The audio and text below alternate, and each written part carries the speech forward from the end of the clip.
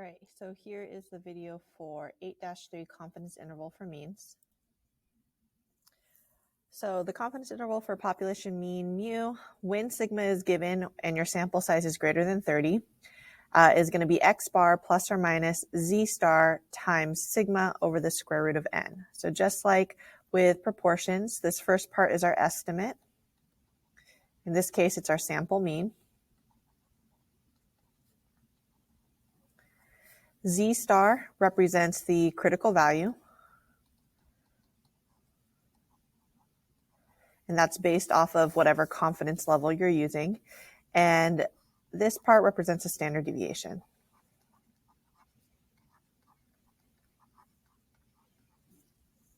So in general, the second part that comes after the plus or minus, this whole thing is your margin of error.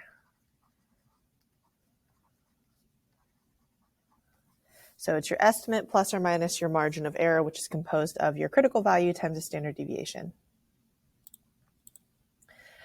In terms of conditions, these conditions are pretty similar to sampling distributions. For independence, your population is greater than or equal to 10 times the size of your sample. For the normal condition, your sample size must be greater than or equal to 30, or it states that it's a normal distribution. And then the random condition, it's usually stated somewhere in the problem. So the question is, what happens if we don't know sigma and our sample size is less than 30? So generally, if you don't know mu, your population mean, you're not going to know sigma. And in that case, you're going to have to use a different type of distribution. This is called the t-distribution. So instead of using the standard normal distribution, which is our z-score table, we're going to use a t-distribution, which is on the back of your z-score table. There's a different t-distribution for different sample sizes. The bigger your sample size, the closer your t-distribution comes to your normal distribution. So we specify using degrees of freedom, which is calculated by doing your sample size minus 1 and minus 1. So here is the t-distribution. So as we can see, we have degrees of freedom along the left-hand side. To calculate degrees of freedom, it's based off your sample size, so sample size minus 1. So if we have a sample size of 22, it would have 21 degrees of freedom. And then we can see here across the bottom, we have our confidence level. So if we're trying to do a 95% confidence interval, we're going to look in the 95% column, and then we're going to specify our degrees of freedom. So there is a different T star value depending on your sample size. And as we can see, as our sample size increases, our T star values get closer and closer to our Z star values because the distribution becomes more and more like a normal distribution. So when sigma is unknown or we have a small sample, we need to use our t-distribution. So in terms of the confidence interval, it looks pretty much the same. It's still our estimate plus or minus our critical value times the standard deviation of our sampling distribution. However, our critical value is using t star, and instead of sigma, we're using our sample standard deviation, which we can calculate, or it'll be given to us. In terms of conditions, the independent and random condition is the same. However, the normal condition, because we have a small sample size, we know obviously our sample is not going to be greater than or equal to 30. So what we're going to do when we're given the data, we're going to look at our normal quantile plot, which we're going to make in GeoGebra. So to determine what you're going to use, either Z or T, here's a little flow chart that might help you. So first you have to ask yourself, are we working with proportions or means? If we're working with proportions, we're always going to use Z star. So you're never going to use T for proportions. However, if we're using means, then we have to decide if we have our sample standard or our population standard deviation or not. So if we have our population standard deviation, then we look at our sample size.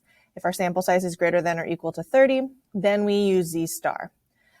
If it's not, in either case, if we say no or to this question or no to this question, we're going to use T star. So the only case where we're going to use Z star for means is when we have the population standard deviation sigma and our sample size must be above 30.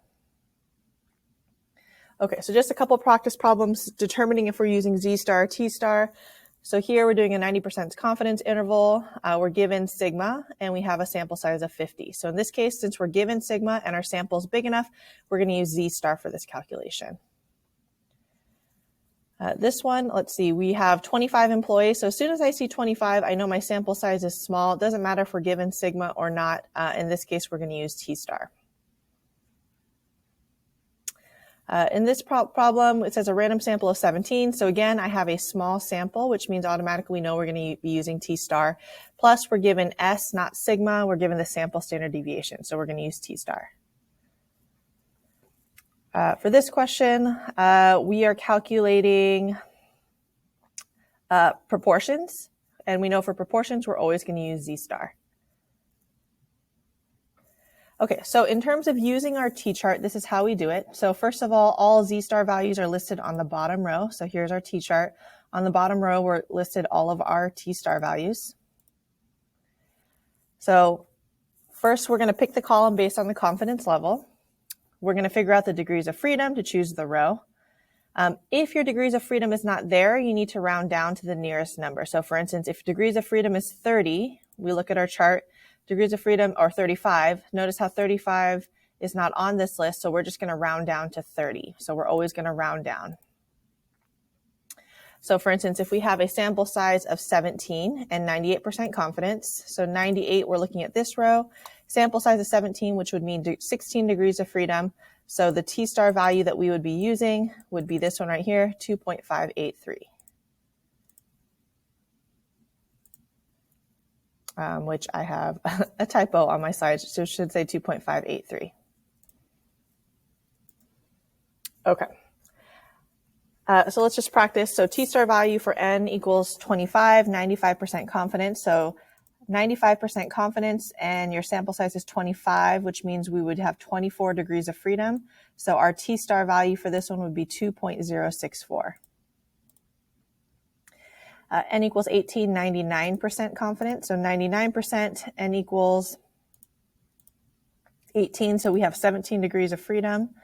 So 17 degrees of freedom would be this row right here. So T-star would be 2.898.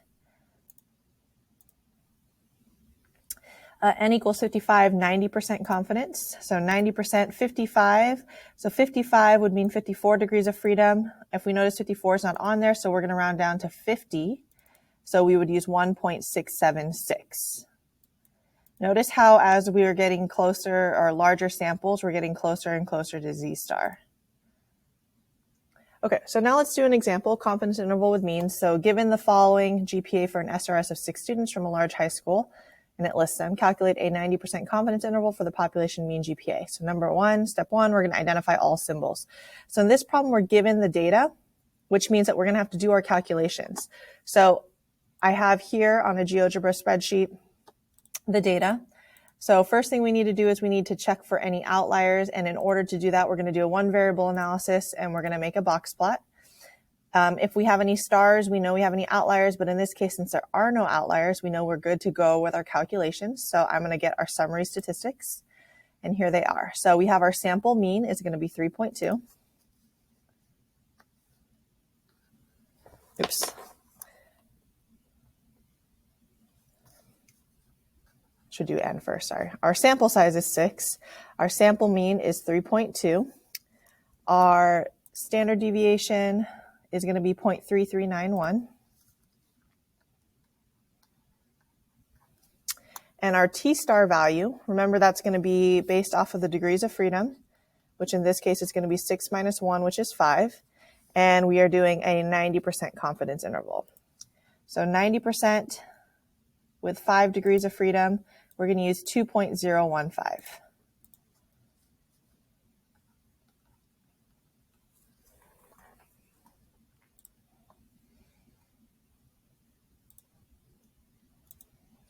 Okay, now we're going to define our parameter. So in this case, it's a problem about mean. So the parameter that we're using is mu. And in this case, it's going to be the true mean GPA for students at the large high school.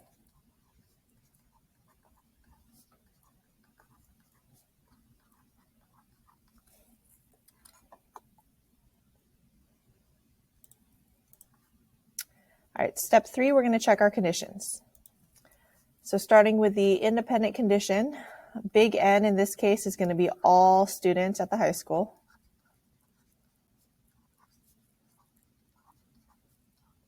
And we don't know how many, but we do know it's a large high school, is greater than or equal to 60. which we get from 6 times 10, or I should say 10 times 6, that's definitely reasonable to assume. If it's a large high school, we definitely have more than 60 students.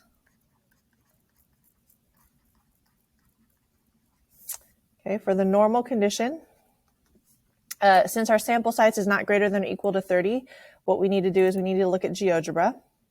So in order to do that, we're going to make a normal quantile plot, which under our dropdown, it's the last one, and we're looking that our normal quantile plot is roughly linear. So as we can see, these points fall roughly around the line. We can say that our normal quantile plot is roughly linear.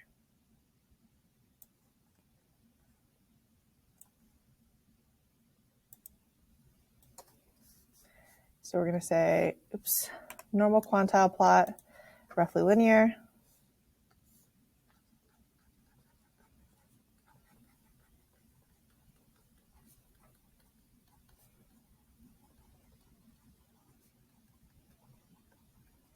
And then lastly, the random condition, it does state that it's an SRS. So SRS is stated.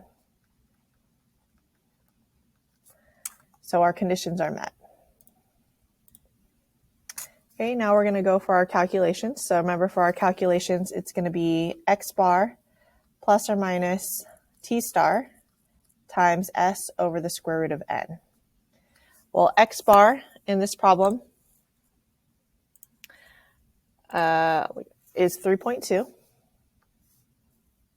So it's going to be 3.2 plus or minus t star in this problem, as we calculated, or as we found, was 2.015. Times the sample standard deviation, which was 0.3391 over the square root of n, so square root of 6. So it's going to be 3.2 plus or minus, and now we're going to put this in our calculator.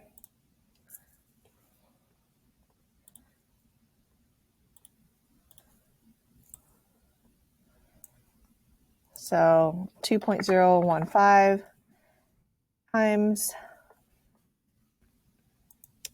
0.3391 over the square root of 6. We get 0.27, we'll say 0.2790.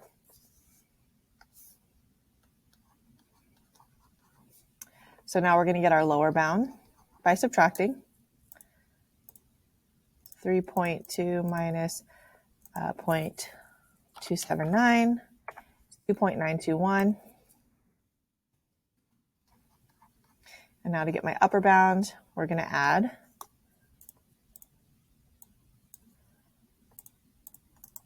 we get 3.479. So now I have my confidence interval, 2.92 and 3.48. I'm just going to do two numbers after the decimal. And then lastly here,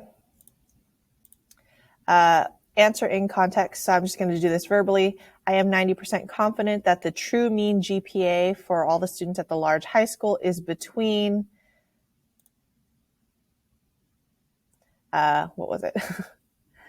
2.921 or 2.92 and 3.48.